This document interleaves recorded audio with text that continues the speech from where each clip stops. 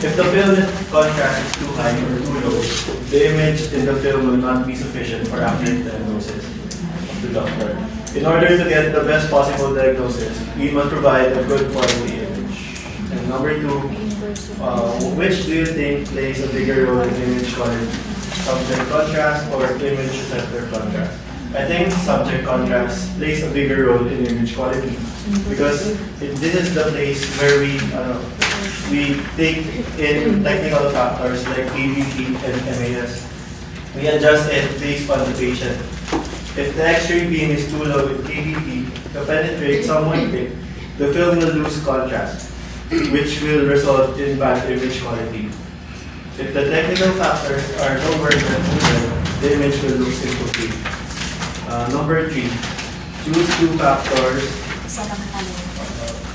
and describe how you observe or might observe them affecting radiographic image in the laboratory setting. The two factors I chose was KBP and patient thickness, as they correlate with each other. The patient if the patient is too dense, then you need to raise the KBP for the X-ray beam to penetrate to the patient. And the image will look bad if the X-ray beam does not reach the X-ray plate. That will happen if your KBP is too low for the patient. And if the patient is too thin and the KBP is still too high, there will be a high contrast film that will be created. And number four, imagine you are taking an X-ray of the abdomen and the image shows very low contrast. Based on what you've learned, what possible factors could have caused this outcome? What adjustments would you have made to improve it? Maraming nilagay dito, and there could be a lot of factors which is the reason why it has low contrast. The film may be underdeveloped. The patient may be too thick for the X-ray beam to penetrate dahil mababa yung KBP. They did not use contrast media dahil hindi naman i-specify kung what part of the abdomen yung in-X-ray natin. Depending on what part. And might due to large field size dahil malaking part yung abdomen. And all of these could be fixed with correct diagnosis ng patient. Sa atin pa lang, ma-diagnose natin yung patient. If the patient is too thick, we must adjust yung technical factor. And check natin yung weight, yung height, and yung other values ng patient. Solution may be some factor. Number five, how does understanding radiographic contrast help you as a future radiologic technologies?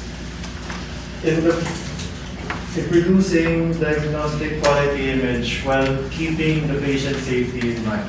Radiographic contrast is needed for us radiographic technologists, workers, because we are the ones who gets the image done. So if nagkamali tayo ng image, uulit tayo dun sa patient, iulit natin yung patient dun sa X-ray, which will cause ng unnecessary X-ray beams pa ulit.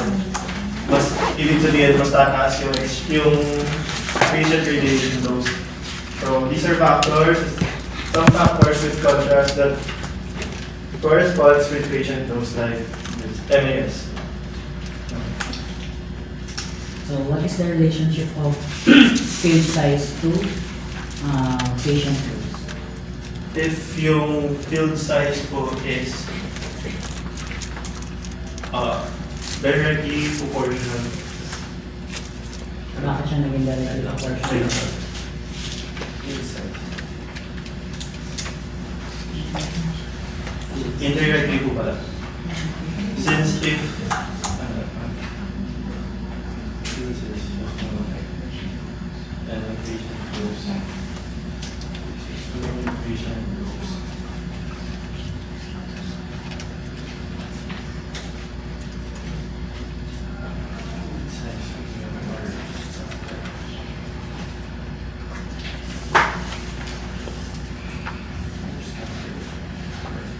ano po, directly po. Dahil if yung field size po is masyadong malaki, then mas mahihit niya po yung iba pa pong parts ng those tayo ng X-ray po.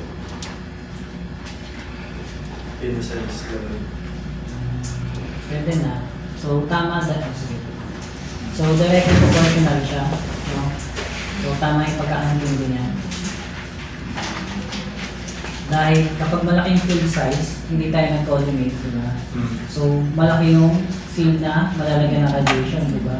So, yung malalagyan ng radiation na yun, magiging scattered pa, then ma-absorb pa ng patient. So, increase tayo ng patient dose.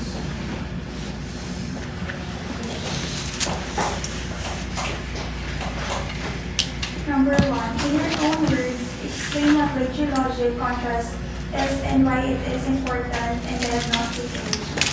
Radiographic contrast refers to the visible differences in density or shades of gray on an X-ray image. It is important because proper contrast enhances visibility of details, allowing radiologists to interpret the image accurately and provide the correct diagnosis. Number 2, which case plays a bigger role in image quality, subject contrast or image receptor contrast? I think subject contrast plays a bigger role in image quality because it depends on the actual differences in tissue density and atomic number within the patient. Number 3, choose 2 factors and describe how to observe or might observe them affecting radiographic images in the laboratory setting. One factor I observed in the laboratory is when the KDP is increased, the X-ray beam becomes more penetrating, which lowers contrast but shows more structures because the rays pass through denser tissues. On the other hand, low KDP increases contrast but may not penetrate deeper areas. Another factor is beam ratio. Using a higher beam ratio uses photoradiation, which increases contrast and sharpness of the image. However, it also requires a higher exposure, which we must balance with patient safety. Number 4, imagine you are taking an X-ray of the abdomen and the image shows very low contrast. Based on what you learned, what possible factors could have caused this outcome? What adjustments would you make to improve it? If an abdominal X-ray shows very low contrast, possible causes could be using a KDP that is too high, excessive scatter radiation or vision thickness affecting the beam penetration.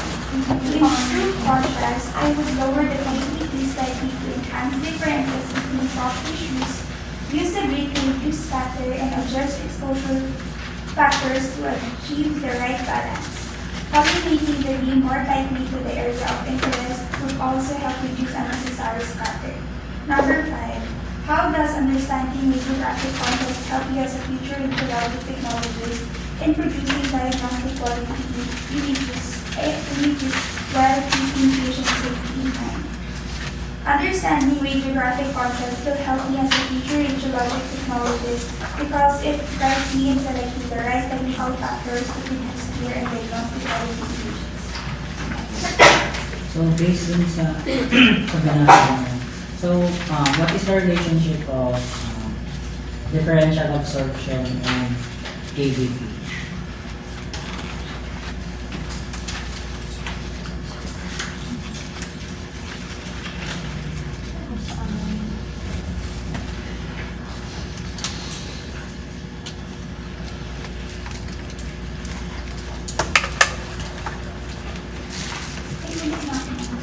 So, what is the relationship of differential absorption and KDP?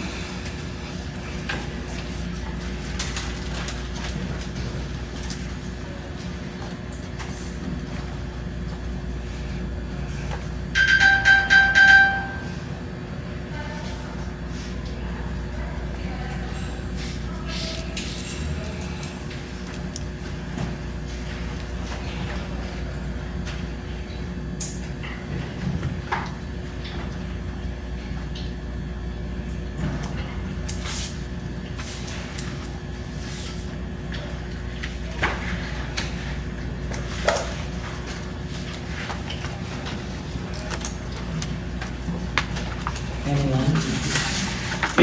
Sino sumagot? Relationship of differential absorption and KDP. Nabanggit mo na kanina. Nabasa mo.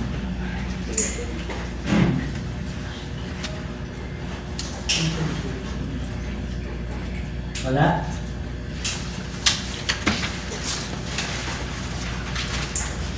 Ano nasagot? Sir, kapag higher KVP po kasi, mas low po yung differential since nagpe-penetrate siya much faster. Kaya parang nagiging unified yung image. And then, kapag lower KVP naman po, mas less yung pag-penetrate niya. So, mas na-absorb siya ng bawat anatomical parts. So, inversely proportional. Oo, tama.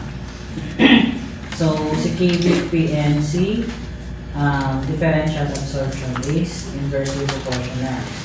So, bakit? Na-explain na niya kung bakit. Ano ba si KVP? Siya yung penetrating, ano natin, ability, no? Ng X-ray beam. So, kapag ka na-penetrate natin yung mataas ng KVP natin, so, tatalas lang yun. Hindi siya ma-absorb nung anatomical part, di ba? Kapag hindi siya na-absorb, mababa yung differential absorption niya. Diba? So, ang relationship niya is inversely proportional. Kasi nga, hindi siya na-absorb dahil nag-penetrate lang siya, tumagos lang siya dun sa anatomical part natin, tapos pumunta dun sa image receptor. So, inversely proportional. Sige, next. So for the first question po, the answer is radiographic contrast is the contrast or density difference between the regions of the body being tested during radiological procedures. It is the result of the manipulation of different technical factors depending on the anatomy being tested. In simple terms, it's the different shades of gray in an image during radiological procedures. Then for the second question, which do you think plays a bigger role in image quality? My answer is subject contrast, as it plays a bigger role as most technical manipulation falls under it and it's affecting the image in a far deeper level. By definition, subject contrast is the foundation of image quality because it is dependent in the anatomy, how much energy is being released by the X-ray beam. While image receptor contrast is the contrast produced in the post-processing, implicating that there's no high-quality image to be produced if from the subject contrast it's already not manipulated properly. For the third question, choose two factors to describe how you observe or might observe them affecting radiographic images in the laboratory setting. So I chose the two factors that involves time. So first is exposure time. It is established that exposure time is a factor that greatly affects the image as it determines the duration of activity of the X-ray beam, affecting the duration of X-ray beam and how much X-ray is produced. So it means the longer the exposure means higher radiation dose for the patient and more photons generated from the X-ray. Next is processing time. Similar to exposure time, but this happens in the developing of the image or the post-processing. Along with this is temperature. As discussed, the longer the time it is to develop and the higher the temperature, the higher the image contrast is. Vice versa for lower temperature, and shorter time. There's lower image contrast. It is essential to get the right values as it determines how an image projects in the results. For the fourth question, imagine we're taking an X-ray of the abdomen and the image shows very low contrast. Based on what you've learned, what possible factors could have caused this outcome? So first factor to look at is the anatomy of the patient and where it is performed. It's important to observe prior that it's the abdomen region, meaning it's surrounded by fat requiring more energy for the X-ray to penetrate. Another is the KVP value. Although a high penetration is needed for that area, too much or high value of KVP could lead to overexposure and not showing the separation of the different soft tissues and bones. Another is the grid ratio. It could also be the area is not calculated accurately leading to more scattered radiation produced. And what I can adjust as is the KVP value, the collimation coding, the patient anatomy, and Then for the fifth question, how does understanding radiographic contrast help you as a future radiologic technologist in producing diagnostic quality images while keeping patient safety in mind? The answer is mastering the manipulation of these factors and understanding radiographic contrast helps us to be an efficient and skilled being a future rad-tech. When you understand these concepts, it ensures that speed and accuracy will be in place. Along with this, being accurate with the image quality avoids mistake and unnecessary exposure for our patients. As the whole career stands in these principles, it will help us to fulfill our purpose to be of help to others. Okay, so based on your na sinabi mo kanina, no? So what is the relationship of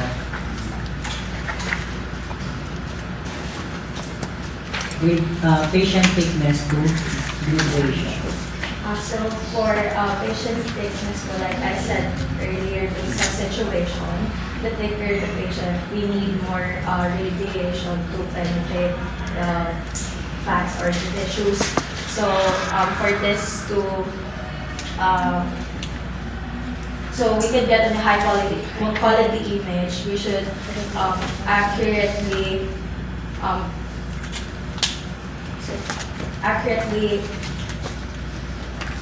center out po, like yung grid ratio dun sa patient para ma-avoid din po natin yung scattered radiation. So, yung relationship po na yung relationship po ng grid ratio and patient thickness is that more the thicker the patient, the thicker the patient or the tissue, the anatomy that we're getting po, the greater the radiation we should. So, direct po yung relationship. Ano pa yung mga explanation? Bakit directly? Kaya po siya directly proportional other than the anatomy is that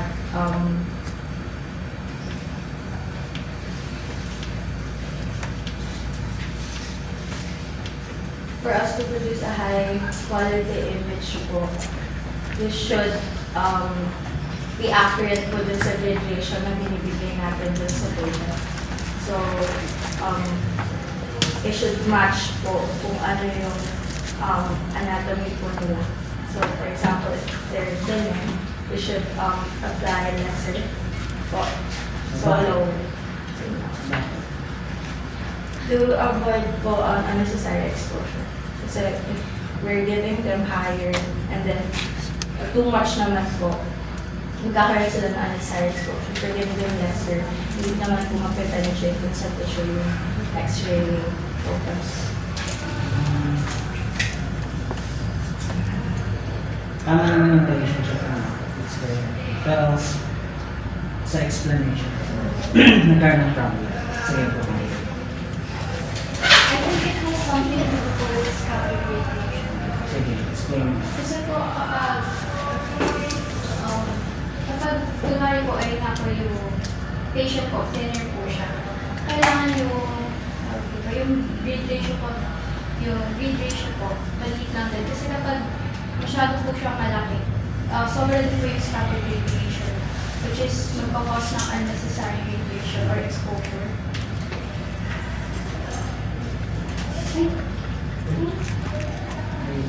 Lumayo ka. Sino pa? Lumayo. So, related naman siya sa scattered. Ano? Yung straight to the point explanation. Sino?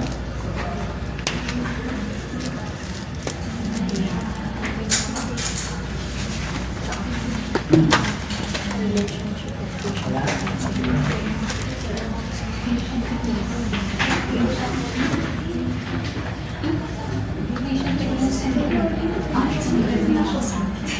Wala. Sige, sulat nyo. So, higher the patient thickness, syempre, ang ginagawa natin, nag-i-improve tayo na technical factor, di ba? So, nag-i-improve tayo ng KBC. So, kung nag-i-improve tayo, makabay pasyente, paano tatagos yung X-ray doon kung i-absorb lang yung katawan niya. So, nagtataas tayo ng KBP. So, pag nagtaas tayo ng KBP, anong tumataas pang isa? Scattered radiation, di ba? So, tumataas ang scattered radiation, syempre, gagamit tayo ng grid. No? So, kailangan, mas mataas na scattered radiation, mas mataas na grid mo kailangan. Diba? So, from, sabihin natin, mataba, mas mataba. Diba? Ito, nag-grade na tayo dito sa isang mataba. Tapos may isa pang mas mataba, diba? So, itataas tayo ng KBP kasi mas mataba pa siya sa mataba kanina eh. Itataas tayo ngayon ng KBP. Then yung grade, kailangan din natin ng mas mataas. Kasi yung mas mataas yung KBP natin, mas madaming scatter. So, mas madaming kailangan i-filter yun. So, ang relationship, tama namin yung sinabi nyo kanina. Directly proportional. So, yung explanation lang yun. So, nagtataas tayo dahil mataas na patient thickness. Siyempre, kailangan din na mataas na grade. Dahil din sa scattered radiation na dumadami. Next. So, in your own words, explain what radiographic contrast is and why it is important in diagnostic imaging. Radiographic contrast refers to the density or intensity of the radiographic image, which means it shows the difference of wavelengths between areas of the radiographic image. It is essential in diagnostic imaging because the proper contrast enhances the visibility of details of the anatomic structure. Without adequate contrast, it might be harder for radiologists and physicians to accurately give diagnosis which do I think plays a bigger role in subject contrast or image receptor contrast. I think subject contrast inherently plays a bigger role in image quality. That is because subject contrast lies on the patient's anatomy, tissue composition, and thickness within the patient, which affects how X-rays are absorbed and transmitted. Although image receptor is still important, it merely records the subject creates. Thus, without sufficient subject contrast, even the best image receptors cannot produce clear images. For number 2, choose 2 factors. The 2 factors that I described are patient thickness and radiation. Patient thickness affects image quality best. Bigger body parts attenuate more X-rays requiring adjustments and exposure setting to maintain image quality and contrast. In practice, imaging require increased NAS or KBP to ensure adequate penetration and detail, while higher grade ratio means less copy penetration. In practical terms, when you use a grade with a higher ratio, images move sharper and details are easier to see because less copy reduces the image spectrum. Although this requires careful exposure adjustment to avoid creating images that are imagine you are taking an X-ray of the abdomen and the images show very low. Even abdominal X-ray shows low contrast. Several factors might cause this.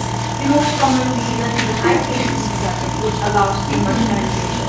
It uses differences between subgroups to add patient motion or improper use of contrast media affects image quality.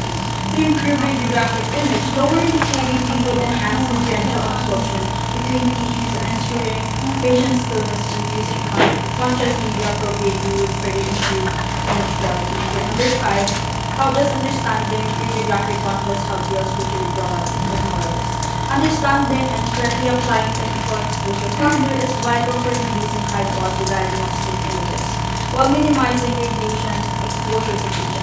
Proper use ensures clear images for accurate diagnosis, adheres to radiation safety principle and alarm principle, and promotes efficient use of imaging equipment. Mastering these factors is essential for optimizing image quality, patient safety, and professional completeness in clinical practice. So, based on sa binasa naman. So, what is the relationship of differential absorption and contrast?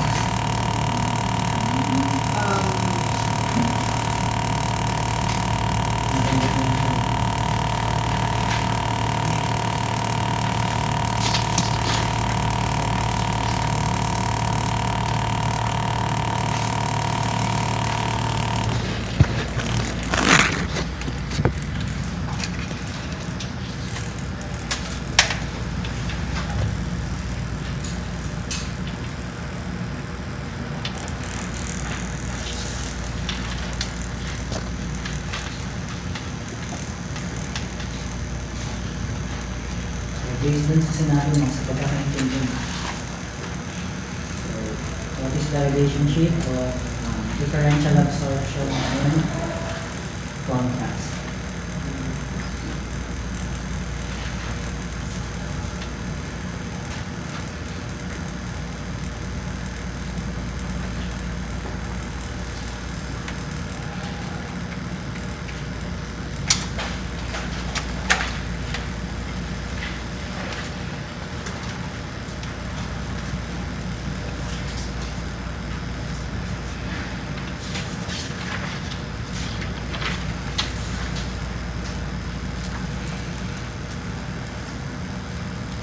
Wala na, wala.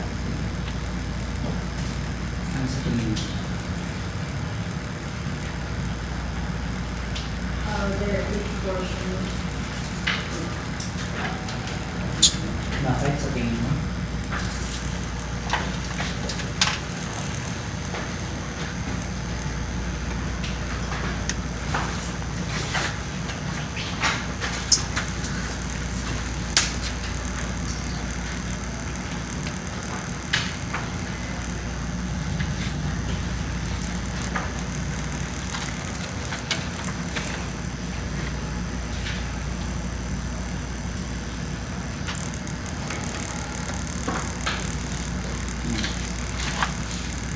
Hindi mo ba natulong?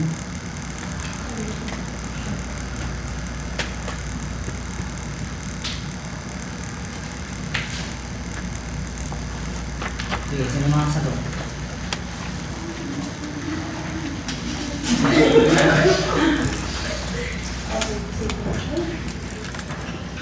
Tama naman yung sabi niya.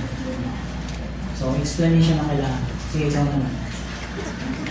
Ayun po sir, directly po siya kasi po kapag pag mas mataas po yung differential absorption po, mas ayun po.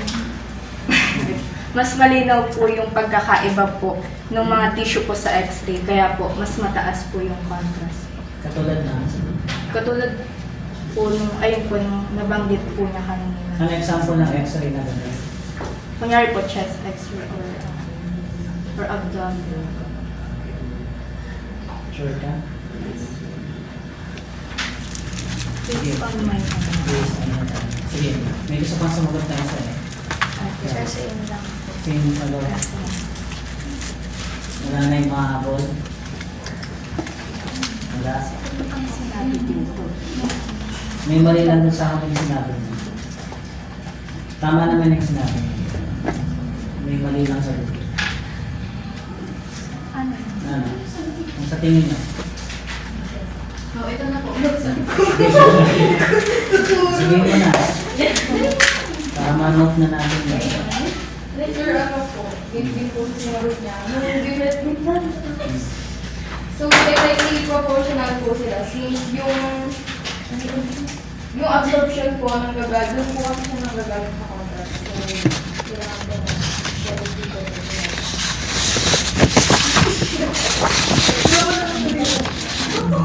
So example, ano example natin ah? Example. Ano klaseng x-ray?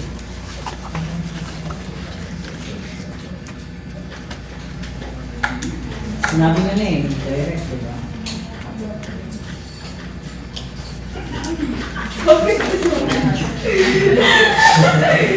So yun, correct na natin yan, no? Sulat nyo. So, ang sabi niya is directly proportionality, differential absorption, and contrast. So, kapag mataas yung differential absorption, mataas yung contrast. Bakit? Anong example nun? Yung bone. Di ba? So, nag-x-ray tayo yung bone. So, mataas yung absorption ng bone, di ba? Yung absorb niya. Tapos nakikita natin yung difference ng bone, yung tissue, tsaka ng air. So, mataas yung differential absorption niya. No? Kaya siya, directly proportional. No? Yung chest, kabaliktaran yun. Diba? Bakit siya kabaliktaran? Oo, kasi less yung differential absorption niya. Tumagos lang, di ba? Hindi siya na-absorb ng bone, hindi natin masyadong ma-define yung mga fracture sa bone, di ba? Kasi dumaan lang siya. Next. Number 1, in your own words, explain what radiographic contrast is and why it is important in diagnostic imaging. For me, radiographic contrast can be defined as a difference in density between black gray and white shades. So, between the structure, white shades between the structure close to the image. It helps us to distinguish one tissue order from another. Also, contrast is very essential in imaging because it helps It helps to increase the visibility of the anatomical details or diseases that help us make an accurate diagnosis to the patient. Number 2, which do you think plays a bigger role in image quality? Subject contrast or image receptor contrast? Why? Based on my own understanding, both of them contribute to the image quality. But subject contrast is more important because subject contrast can be defined by the patient's thickness, tissue composition, and technical parameters like EBP. It helps X-ray interacts with the body, while the image receptor contrast is determined by its sensitivity and dynamic range of the detector or film. Choose 2 factors and describe how you observe or might observe them affecting radiographic images in the laboratory setting. One factor I chose is TBP because when TBP is adjusted too high, the image has often shows lower contrast because the beam penetrates tissues more uniformly. It makes difference and less noticeable. Another factor I chose is grid ratio because it helps to absorb scattered radiation, which improves the visual contrast. Without the grid, the scatter makes the image foggy, but with proper grid ratio, the details are easier to evaluate, especially in thicker body regions. 4. Imagine you're taking an X-ray of the abdomen and the image shows very low contrast. Based on what you've learned, what possible factors could have caused this outcome? What adjustments could be included? If the abdominal X-ray shows a low contrast, one of the several factors is the TBP might be set up too high, causing excessive penetration, and the patient's body may have increased scatter or the grid is not properly adjusted to absorb the scatter. The thing I would do to improve the image, first I would chop the TBP slightly to increase the contrast. Next, using suitable grid to avoid scatter. This kind of changes would enhance the visibility of the organs and soft tissues, making the image more diagnostic. Number 5.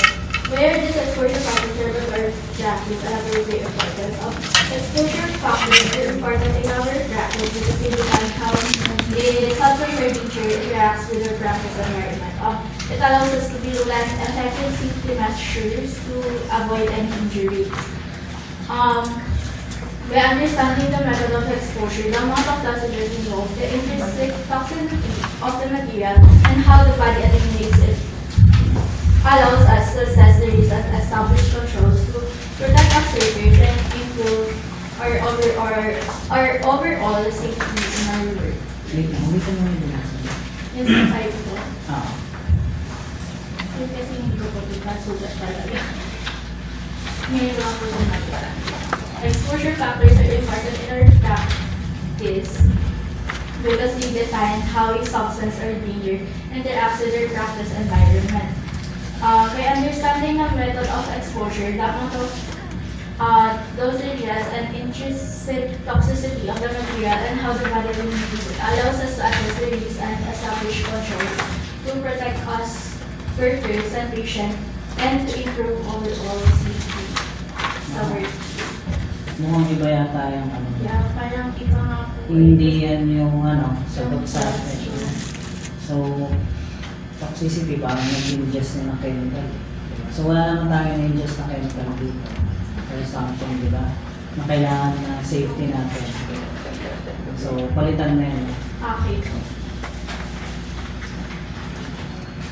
Kung sa atin, syempre, radiation dapat yung sagot mo dyan. So, yung radiation dose, hindi yung toxicity na. Parang ka nag-ingest ng chemical kasi diba, kung paano siya ilalabas sa katawan, hindi. Wala tayong gano'n. Kaya na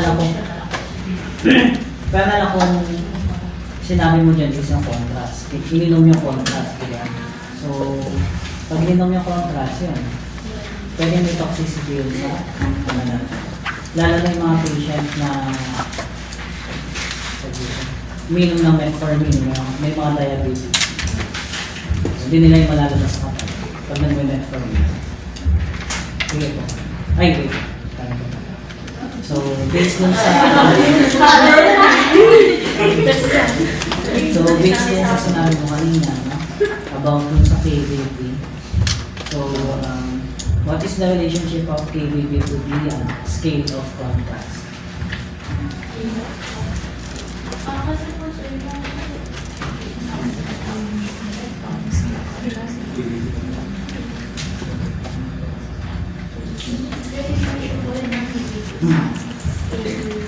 Scale of contrast.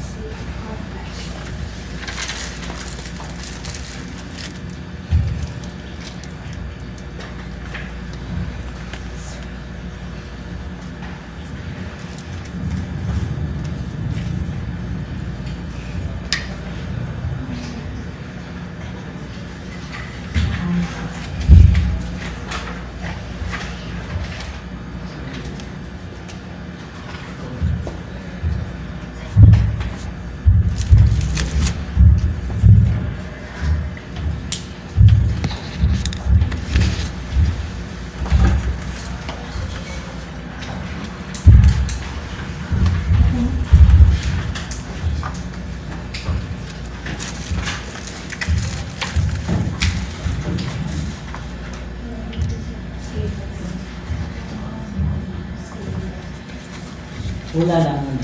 Sige. Ang sa tingin mo. sir, alam mo, hindi po talaga ako sure sa pero kung ano po, kung mag-relation ko ng scale of consciousness, parang may data kasi kapag nag-adjust ako po na Pinaas mo yung KBP. Ano kapag yung tinaas po kasi yung scale of contrast natin? usually parang bumababa po yung Mababa yung contrast. Pero yung scale of contrast,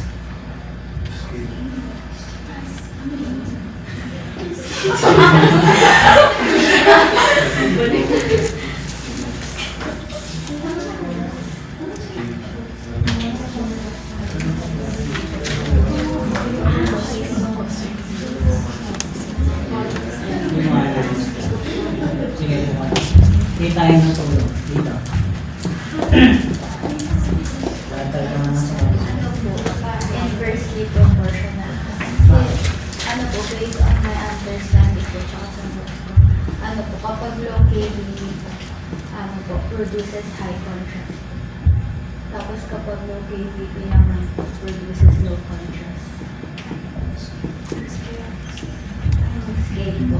yung scale. Ano yung scale? Kapag ka po high contrast, short scale, contrast po, sensitive po sa Bakit mo nakalagay? Kasi parang yung magiging result po ng x-ray, parang magiging black and white. Tapos kapag ka po long scale contrast po, meron din. Tama. So yung sagot, no? Ang relationship ni, tama ko sa'yo? KBP and Scale of contrast. Di ba kung naalala nyo? Di ba kapag high KBP, syempre, long yung scale ng contrast natin. So madaming shades of gray. Diba? Parang chest. So kita natin yung hair, yung bone, yung tissue, yung muscle. Diba? So ano yung relationship nila? Directly. High KBP, long scale contrast. Ang inverse niya is yung contrast. Bababa yung contrast natin, low contrast. Kasi nga, long scale siya. Kapag high contrast kasi tayo, kita natin yung bone, kita natin yung bone, o yung mga fracture ng bone, tapos yung tissue, tapos air. Parang ka na-x-ray ng buto. Yun yung high contrast. Next.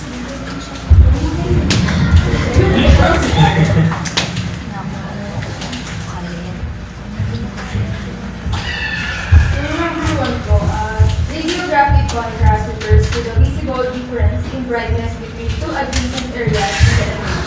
So in other words po, is the difference in shades of black, white, and gray. That helps us see structures clearly. So kapag po may mataas na contrast, the image will have very dark blacks and very bright whites, which makes certain structures stand out sharply. Kapag naman po may mababang contrast, the image will appear more flat and gray, making it harder to separate one piece from another.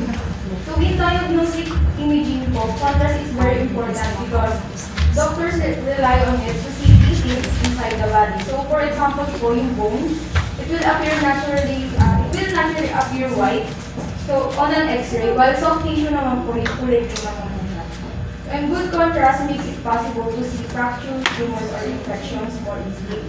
So if the contrast is too low, important details may be missed. On the other hand, if the contrast is too high, some subtle differences in tissue might not be visible. So in short po, contrast is what makes the image useful. So without good contrast, an X-ray would just look like a blurry shadow. So number 2 naman po, which we think plays a big role in image quality, subject contrast or image receptor contrast. So when considering image quality, I believe subject contrast plays a larger role than image receptor, since subject contrast depends on the patient's body and how different tissues absorb X-ray. So for example po nito, yung bones po, it absorbs more radiation and appear lighter, while lungs filled with air appear darker. If the body does not provide strong natural differences, the receptor cannot add details that are not there. So image receptor is also important, but it only records the information provided by the subject. So overall po, subject contrast is the key factor in producing high quality diagnostic image. Number 2 po. Those two factors and decide how you observe it or might observe them, affecting radiographic images in the laboratory setting. So in laboratory setting, I choose with milliamperage and exposure time. It is important, they are important in important technical factors that directly affect image quality. So both of these determine the total number of X-ray photons produced, which controls the overall density or blackness of the image. So when adjusting milliamperage, increasing these produce more X-ray photons, resulting in a darker image with greater density. Conversely, lowering the milliamperage produce fewer photons, leading to an underexposed image that appears lighter and black detailed. So this shows that milliamperage primarily affects the quantity of radiation reaching the image receptor. So with exposure time now po, extending the time allowed more X-rays to strike the receptor, also creating a darker image. So shortening the exposure time, however, produces a lighter image. Additionally, motion blur is more likely to occur with longer exposure time, especially when imaging moving body parts, while shorter time helps produce sharper and clearer image. So overall po, both milliamperage and exposure time are crucial in producing diagnostic quality images. So they are important in balancing image clarity, density, and sharpness. Number 4, imagine you are taking an X-ray of the abdomen and the image shows very low contrast. Based on what you've learned, what possible factors would have caused this outcome, what adjustments will be next or doing. So based on what I have learned, if an abdominal X-ray shows very low contrast, it usually means the image looks too gray and it is hard to see differences between structures. So this can happen for several reasons. So one common cause is using too much KVP. So when the KVP is too high, the X-ray beam becomes very strong and passes through tissue too easily, making everything look similar instead of showing clear differences between bone or soft tissues. So another major cause is scattered radiation, which is common in the abdomen because it is a thick body part. So scatter adds a kind of fog to the image, lowering the contrast.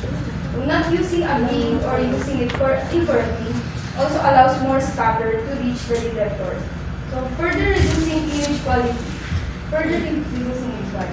Problems with exposure settings, screen processing, or detector calibration can also contribute. So to improve the contrast, the first step would be slightly lowering the KVP so tissues absorb X-ray differently and show more variation. And using the beam properly is also important because it reduces scatter before it reaches the detector. And collimation, which means limiting the X-ray beam to just just the area of the interest helps reduce unnecessary scatter as well. So finally, making sure the exposure settings are appropriate for the patient's size and the equipment is functioning properly and correct. So in short po, low contrast is usually due to high KVP or too much scatter. And the solution is to reduce KVP a bit, use grid and column carefully po. Next, how does understanding radiographic contrast help you as a radiographer? Radiology provides routine diagnostic quality image while keeping patients safe in mind. So it can help us make clear images that doctors can use to find and diagnose problems, while also protecting the patient. So we're learning how to control contrast through exposure settings, and sometimes contrast is needed. So we can create high quality images the first time while leaving the radiation dose as low as possible. So this not only improves patient safety but also ensures better patient care by providing doctors with reliable image to deliver. So based on what you have said, no? So what is the relationship of MAS and exposure time without changing the MAS? Inversely po. Bakit? Since kapag mas mataas po yung milliamperage, kailangan po na mas mababa po yung exposure time. Since kailangan pong mabilis yung kapag mataas po yung Tama? Kasi MA and exposure time are inversely proportional. So to maintain optimal MAS, so hindi natin sila pwedeng isabay na itaas, no? So tulad nun, for example, yung pasyente is may motion, di ba? Malikot yung pasyente, so magpa-compensate tayo. So ang gagawin natin technical factor, papaguhin natin si MAS. So bibilisan natin yung time, nagdadagdag na lang tayo ng MAS. Pero same MAS yung lalabas. Patulad nung pinakita ko sa inyo last time. Naalala niyo yun? Ginalaw natin yung MAS. So yun. Next. In your own words, explain what radiographic contrast is and why it is important in diagnostic imaging. Radiographic contrast is the difference in shades of gray between details visible. It is the single most important factor that allows us to see what's normal and, more importantly, what is not. It is determined by two factors, which is the subject contrast, which is the density of the tissues, thickness of the body, and even atomic number of the tissues. And image receptor contrast, which is our equipment's ability to translate the differences in shades of gray on the final image. Knowing these information about radiographic contrast is crucial because knowing how and what to adjust is what will help us get an accurate resultant image while also protecting the patient's safety. Which do you think plays a bigger role in image quality, subject contrast, or image receptor contrast in that? What I think plays a bigger role in image quality is the subject contrast because it provides the information that is needed, while the image receptor contrast determines the quality of that information. Therefore, subject contrast is the source of information itself.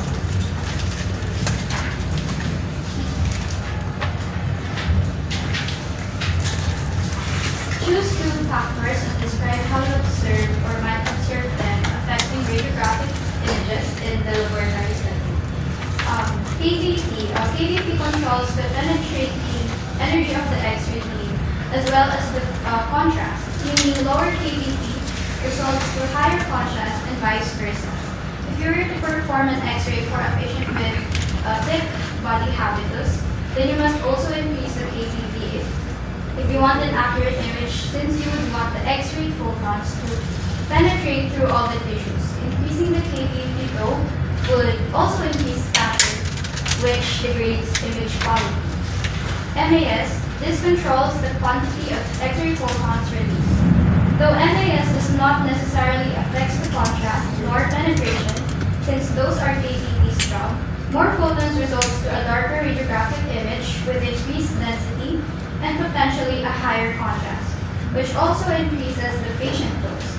And the lowered MAS may result to lower contrast that lessens patient dose. Imagine you're taking an X-ray of the abdomen and the image shows very low contrast. Based on what you've learned, what possible factors could have caused this outcome? What adjustments would you make to improve it? If the radiographic contrast image that I took shows a very low contrast, it's possibly caused by excessive scatter radiation, meaning technical factors are not adjusted accordingly. In that case, I would have to ensure tight collimation to reduce scatter production and slightly increase the KVP while increasing the MAS to compensate for penetration and maintain image density. How does understanding radiographic contrast help you as a future radiologic technologist in producing diagnostic quality images while keeping patient safety in mind? As a future radiologic technologist, understanding radiographic contrast is crucial in diagnostic quality image while also prioritizing patient safety. Knowing how to manipulate technical factors like adjusting KVP and employing tools like grids and collimation to achieve the desired level of contrast for a specific exam, understanding this is directly tied with patient safety. By controlling contrast through KVP, we can minimize the patient exposure because using a higher KVP with appropriate MAS reduction for a low contrast needs minimizes the patient dose while also producing a diagnostic quality image. Therefore, a deep understanding of radiographic contrast will help us make informed technical decisions to make a clear diagnostic image, all while adhering to the ALARA principle to ensure the patient's well-being. So, kompleto yung sagot mo. Nasagot na lahat. Nasagot yung paper niya. So, what is the relationship of field size, collimation to scattered radiation and patient dose?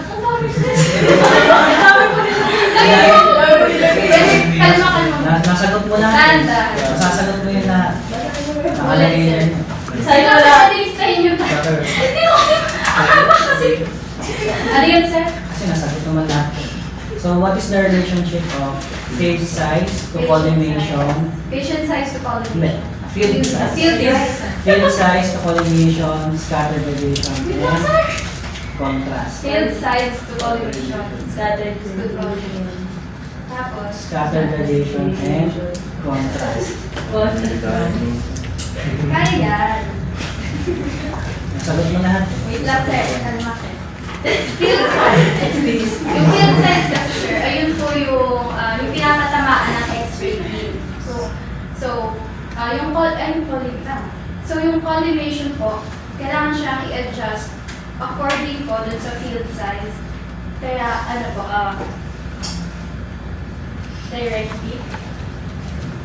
directly proportional po siya. Tapos, yung scatter radiation and contrast, directly. Wait lang, sir. Naiiyak na yun. Wait lang, sir. Dami kasi. Nasagot mo naman lahat eh. Dapat alam mo yun. Hindi, sir. Wait lang. Nasagot mo naman na. Scatter radiation. Contrast. So, yung scatter radiation naman po ay contrast. Siguro po, directly proportional. Kasi kapag po mataas yung scattered radiation, hindi, inversely pala, sir. Kasi po, kapag mataas po yung scattered radiation, mababa po yung contrast na. Kasi po, ay, scattered. So, anong kabuuan? Ano ba yun? Ano po? Inversely po. Hindi, yung buo. Parang Simula din sa field size. Parang simula po din. As in lahat po yun? Ulitin po. Tuloy-tuloy dapat. Sige po. Yung, so, unahin mo ba yung scattered? Yung scattered radiation. Ano lang, sabihin mo lang, field size is directly proportional. Okay. or Field size is directly proportional to the collimation, and yung scatter radiation and contrast po, inversely, Saan? sa contrast po. Ano And in contrast. Buuin niya. Sino makakabuo? Sige, last. Sunod. Sige, last chance. Field size ko and collimation directly proportional. And yung scattered deviation naman po ng contra inversely. Sino makakabuo? Ang tama. Ayan. Dapat na itinirang ko yun. Sige, Yung tanong certification. sino gusto mag dito sa ilang side?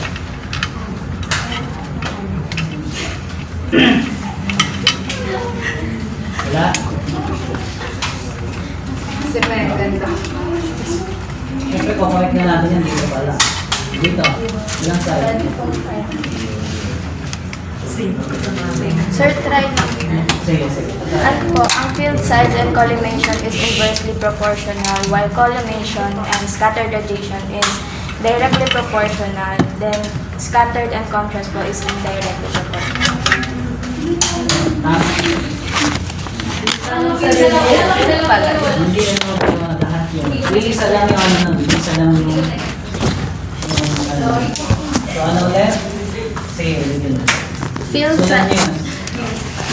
Field size and collimation is inversely proportional, while collimation and scattered is directly proportional. Then scattered and contrast is inversely proportional. Ganon. Straight to the point.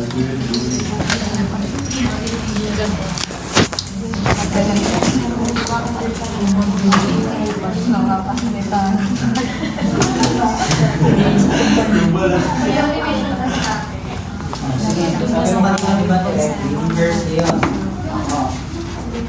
No field size, pati yung field size natin. Ito yung field size natin.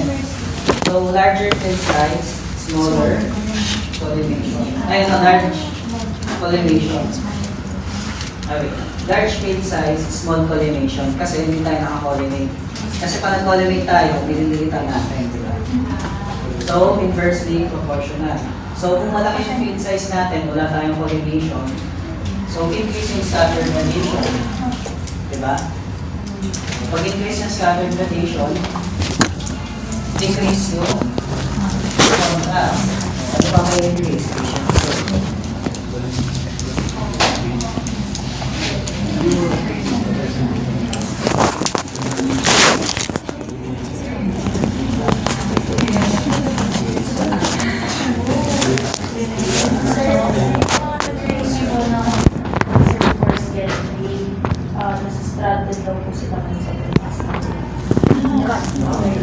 Basang-basa na rin daw po yung iba. Ano silang basang-basang sipit. As in, pati bukas.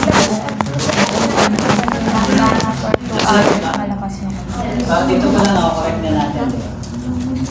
Ano? Okay na? Sulat nyo ha, pagka makapagbiglaan tinanong dyan. Hindi kayo malilito dito. Sulat nyo. Next.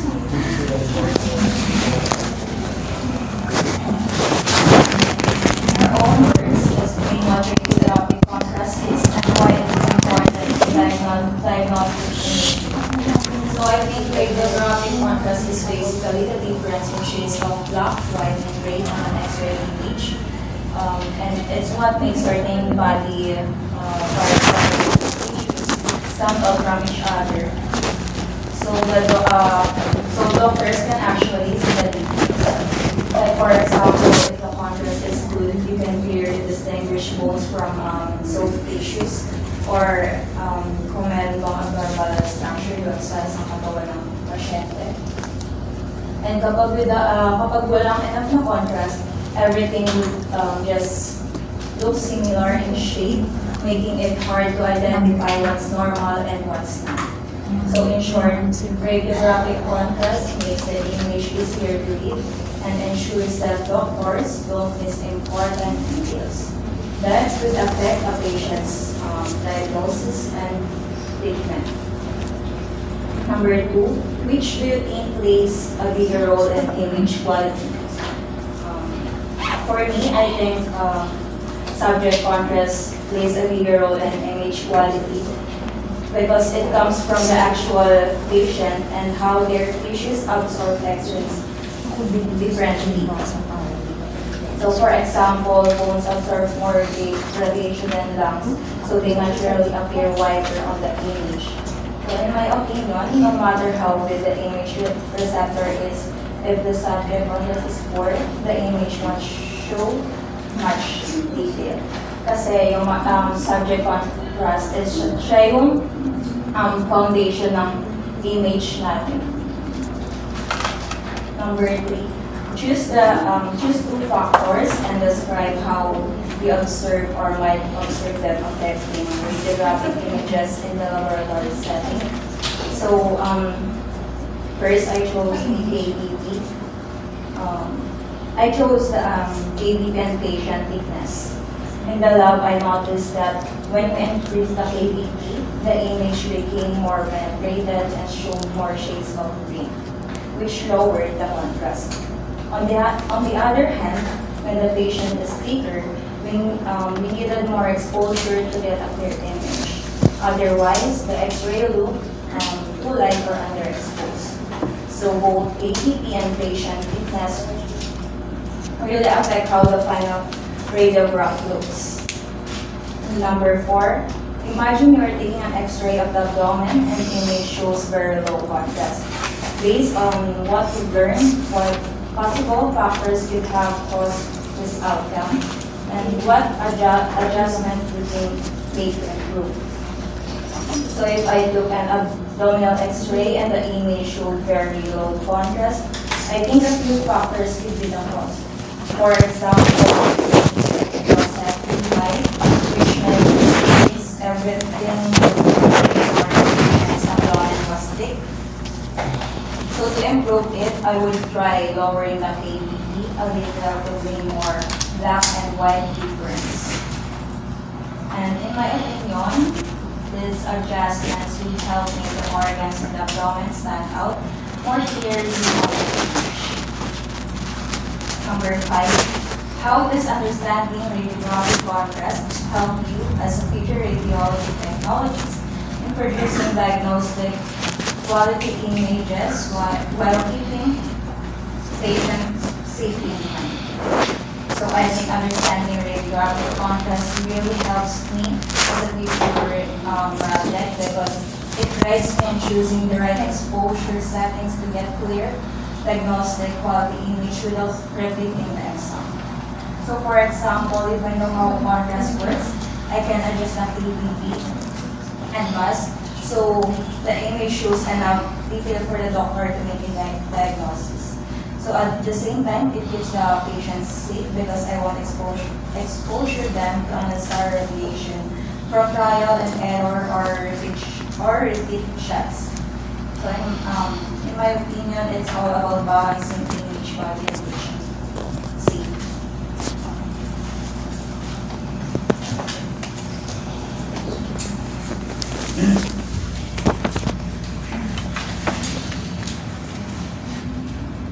So what is the relationship of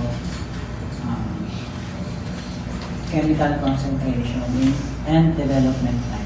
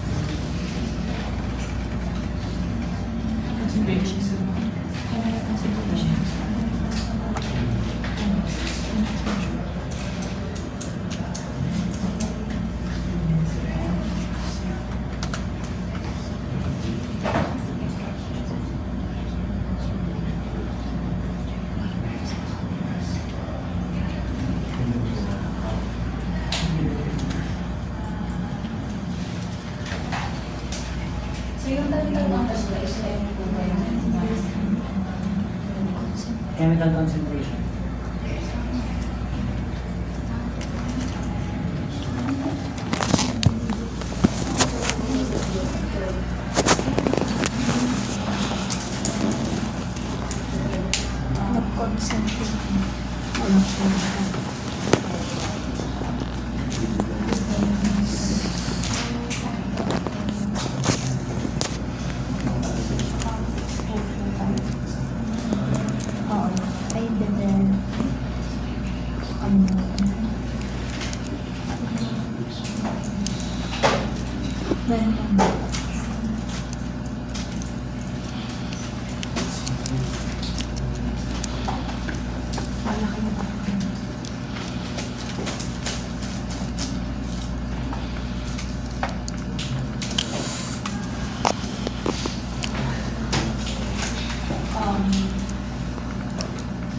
Chemical concentration to development and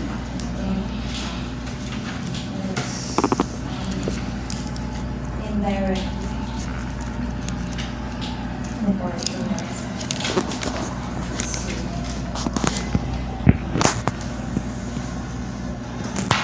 Sino yung susumagot? Sumagot.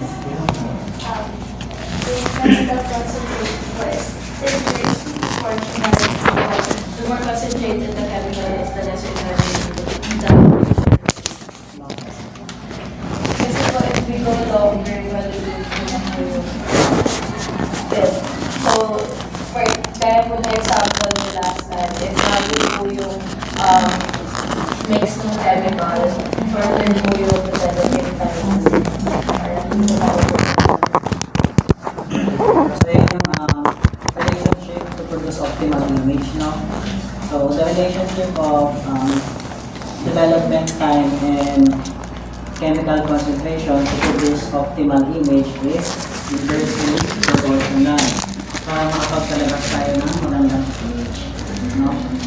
Kasi pagkatapos ng timpla, so matapang yung chemical, diba? So mabilis lang natin siya i-develop. So pag binabot na natin siya na matagal, yung possible na nasunog siya, ma-overdevelop siya. So yun yung relationship niya to produce optimal image, no? Kabaliktaran naman niya. Paano kapag low na yung concentration ng chemical? So mas matagal yung development time niya to produce yung habulin kasi natin yung optimal image, no? So mas tatagalan natin compared din sa normal na time natin.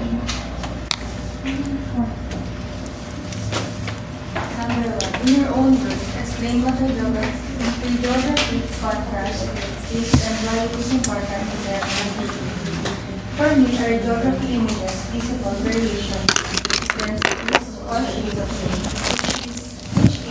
which it is referred to as geography contrast. It enables to differentiate between various anatomical properties or structures. Also, it makes it possible for the medical professionals to correctly identify and diagnose a variety of medical disorders. Number 2, which do you think plays a bigger role in image quality?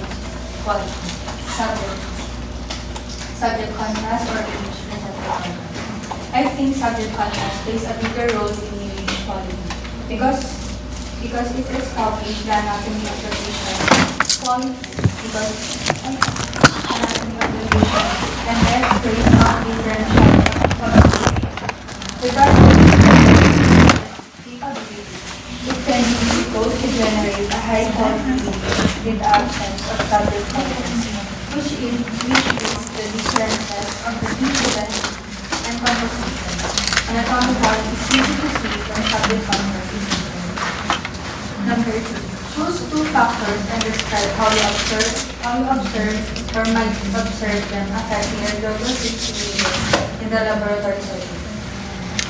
In the laboratory setting, it allows direct observations of the effect of the grid ratio and kilovolts on radiography images. Grid ratio influences the quantity of scattering radiation that reaches the image receptor, which compares the height of the grid strips to the distance between them, keeping the other factors constant. One may use strips that have various ratio to photograph a phantom in order to see this. Although greater grid ratios require higher resolution to maintain image density, they also reduce clutter, producing images with better contrast and detail. Lower grid ratios, on the other hand, permit more scatter, which lowers the radiation dose while decreasing contrast. In kilovoltage peak, or the KVP, determine the energy and penetrating strength of the X-ray beam, which affects the patient dose and image contrast.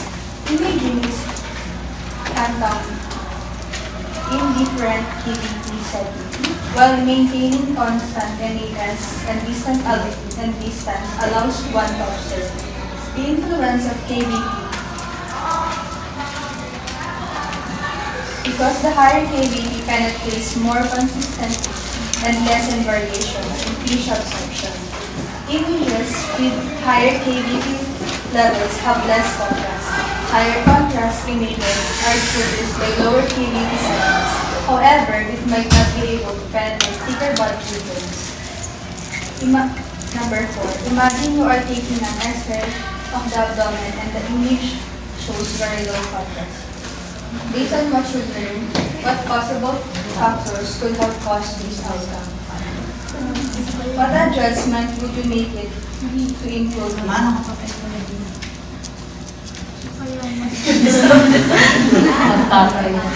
A few major problems. Ganyan na pa ako nagkaka-answer, doon pa ako dito parang yung pala nun sa likod. Sige, no? Patay. Sabo ka sa machine natin. So yung sagot ko po sa number 4, a few major problems may be the cause of low contrast in an abdominal X-ray. First, over-penetration from an overly high KVP lowers contrast by decreasing differential absorption. Increased scatter radiation is another important factor, which is frequently brought on by the size of the patients or ineffective grade ratios. Lowering the KVP to increase contrast and differential absorption in order to improve the image. To reduce scatter radiation, use a grid and make it sure that the collimation is correct. To maintain sufficient image density at the new KVP setting, adjust NAS as necessary. These changes will contribute to a more contrasted diagnostic image. Number 5, how does understanding the complete contrast quality of the future evaluation technologies in producing diagnostic quality images for treating patients with PE? Understanding radiographic contrast allows us future radiographic technologies to optimize image quality by adjusting exposure factors of the patient. And by understanding how KVP affects the contrast, I can minimize the required MAS and radiation use by using higher KVP while still retaining enough contrast. My knowledge to reduce scattering and improve contrast without increasing radiation is made possible by my understanding of grid ratios and appropriate collimation. Also, the knowledge to customize methods for each patient allows me to minimize image quality while reducing radiation exposure, which guarantees patient safety during accuracy. So, what is the relationship of OID to multiplication? OID. To multiplication.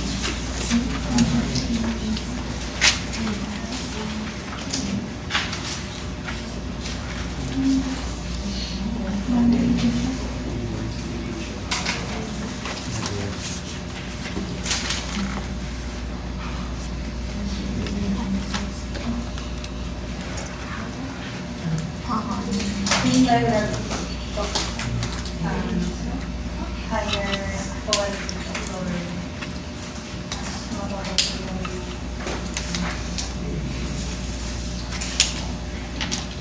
Anong alam sa OIDM magnification.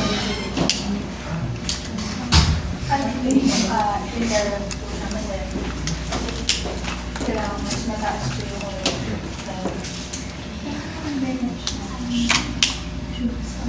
Sino gusto sumagot? Sino pa? Sino pa gusto sumagot? Sino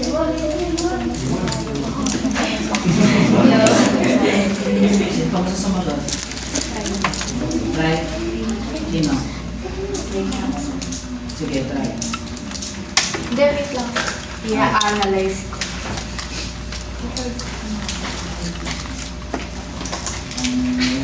Wala lang talaga.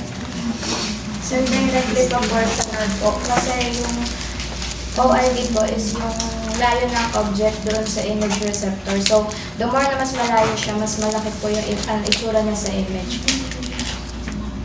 So, tandaan niyo yun ha, sulat niyo. So, directly proportional C, OIDM magnification. Ano ibig sabihin ng OID? Object to image. Ano ibig sabihin nun? Nilalayo yung, for example, ito yung object. Nilalayo yung gano'n, no? Ito yung object natin. Nilalayo yun ng nilalayo. So, tumataas ang magnification, di ba? Directly proportional siya. Tapos nagka-magnify yung ano, yung anatomical part. Pag nilalayo natin dun sa mismong detector. Sige, next.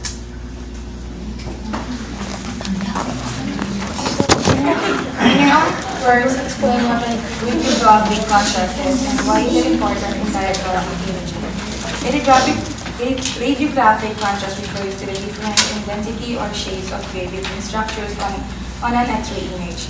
It allows us to distinguish between various tissues such as bone, muscle, and organs based on how much radiation they absorb or transmit. High contrast produces sharp differences between light and dark areas, while low contrast results in a more uniform image. This contrast is essential in diagnostic imaging because it helps radiologists identify abnormalities, differentiate anatomical structures, and make accurate diagnosis. Without sufficient contrast, critical details may be lost, potentially leading to misinterpretation or the needs for repeating imaging. Which do you think plays a bigger role in image quality, subject contrast or image receptor contrast? Why? Subject contrast plays a more significant role in image quality because it originates from the patient's anatomy and how different tissues interact with X-rays. Factors like tissues, thickness, density, and atomic number influence how much radiation is absorbed, which directly affect the contrast captured by the image receptor. While image receptor contrast depends on capabilities of the detector system, it can only record what the subject provides. Therefore, optimizing subject contrast through proper techniques, exposure setting, and positioning is key to produce the diagnostically useful image.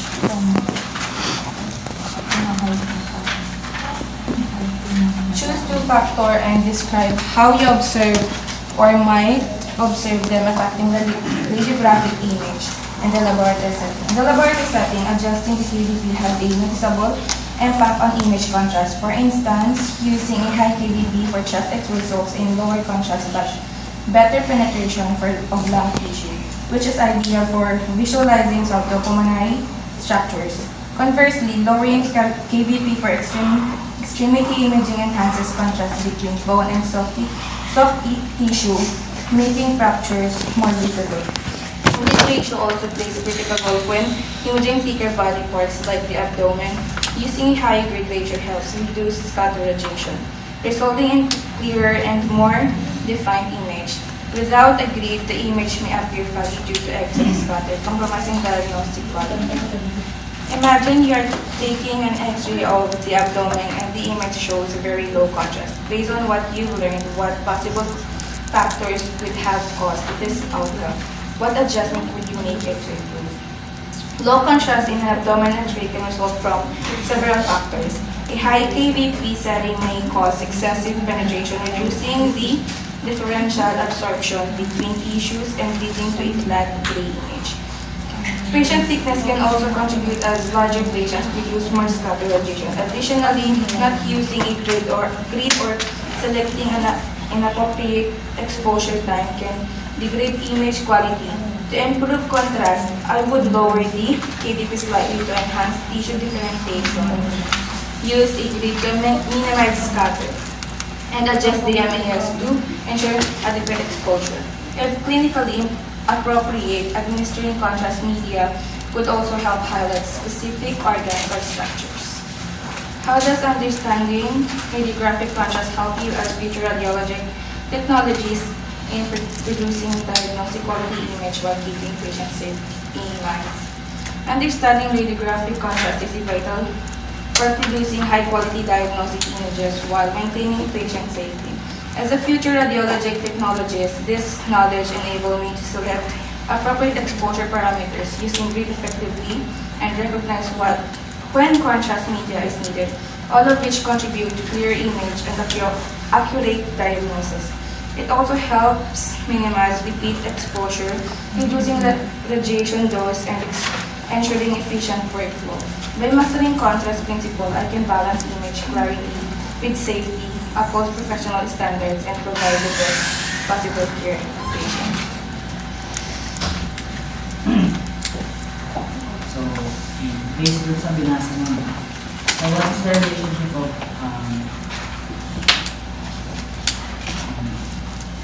filtration to the KDB or the radiation beam natin?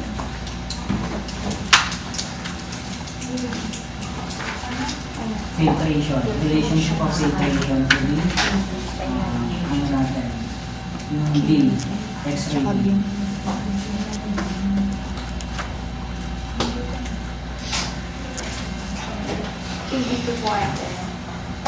Filtration, ayan. Yung radiation beam natin.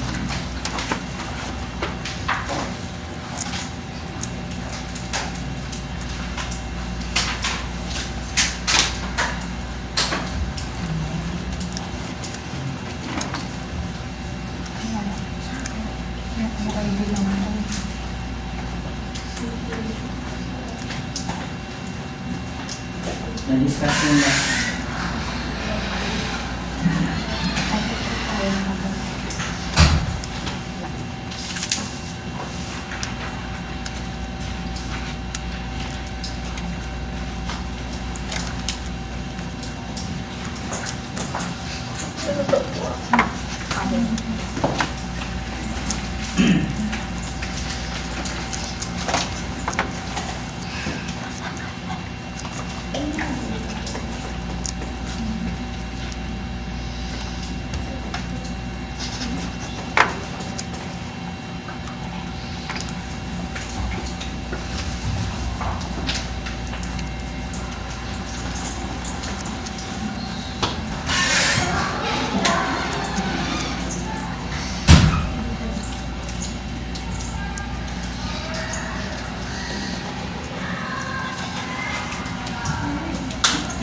sige, baguhin na lang natin.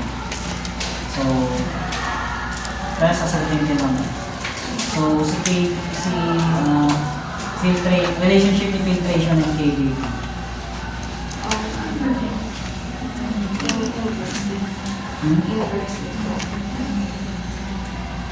Bakit siya inverse?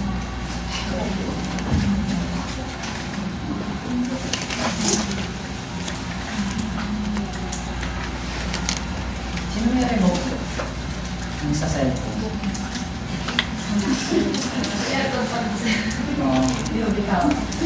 Sumanay. Kaya na pa ako. Siyempre. Hindi kasi minsan yung estudyante may remote yung cellphone. Nakakontrol nila yan.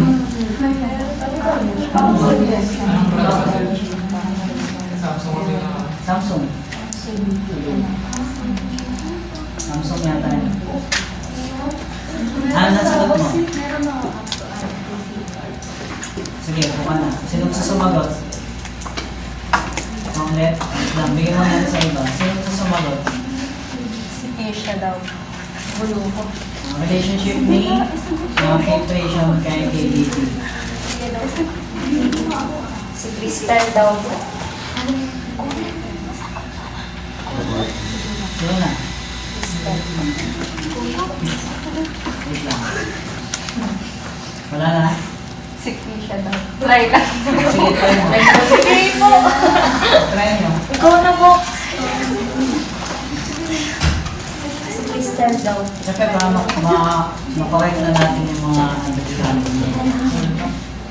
Na-analyze ko ba? Sino? Wala? Sige, ikaw na lang ulit. Sir, directly proportional po. Kasi pag gumagamit po tayo ng filtration, nababawasan po yung contrast. So, we need to increase the KDP. Oo. So, yun. So, ang pinaka-ano kasi talaga nun, tama yung sinabi. So, directly proportional, C, filtration kay KBP, no? So, pataas ang pataas sa KBP, pataas ang pataas yung filtration. Kasi pataas ang pataas yung ano niya, yung beam ano niya, yung quantity. Kailangan tatanggalin natin yung low energy. So, para matanggal yung madaming low energy na yun, magtataas tayo ng filtration. So, pagka tumaas yung adin natin, yung KBP din natin, ano mangyayari din sa image natin? Anong contrast natin? Low contrast pa din. Bakit siya low contrast? Connected na naman yun. Kasi Pag high po kasi yung KBP, mas mabilis po yung penetrate po ng X-ray beam. Kaya hindi po siya nakaka-interact po dun sa skin X-ray. Kasi diba, mataas yung filtrate, mataas yung KBP, automatic, naka-filter yun. So, harden na yung beam natin. So, dahil harden yung beam natin, tatagos lang talaga siya dun sa anatomical part, diba? So, pag tumagos siya sa anatomical part, ganun pa din, diba? Low contrast yung labas. More, low contrast, more shades of gray, diba? Long scale. So, lahat din yun. Anong question? Mga sa group din po kasi. Baka na lang po kasi nila kasi mga Asa na sila? makikita po ito dahil sa labas nila po. Labas nila? Asa labas nila? Ano kasi sa lumalis ng bahay?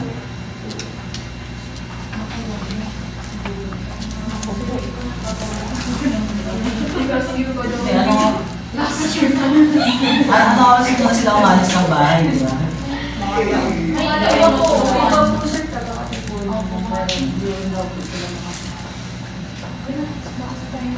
Sige, basta mag-update sila.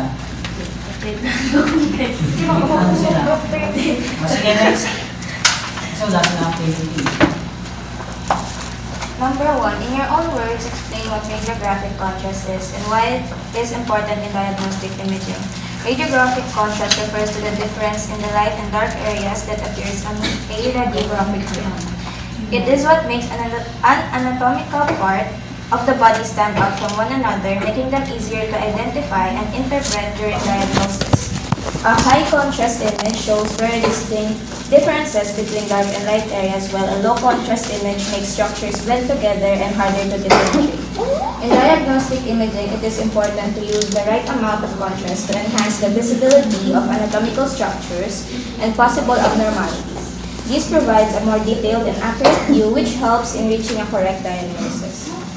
Number 2. Which do you think plays a bigger role in image quality, subject contrast, or image receptor contrast? Why? Subject contrast plays a bigger role in overall image quality compared to image receptor contrast. Subject contrast. Sir, basa sa labas, sir. Ate, sir, baka na rin ito. Sir, dapat uwi. Suspended.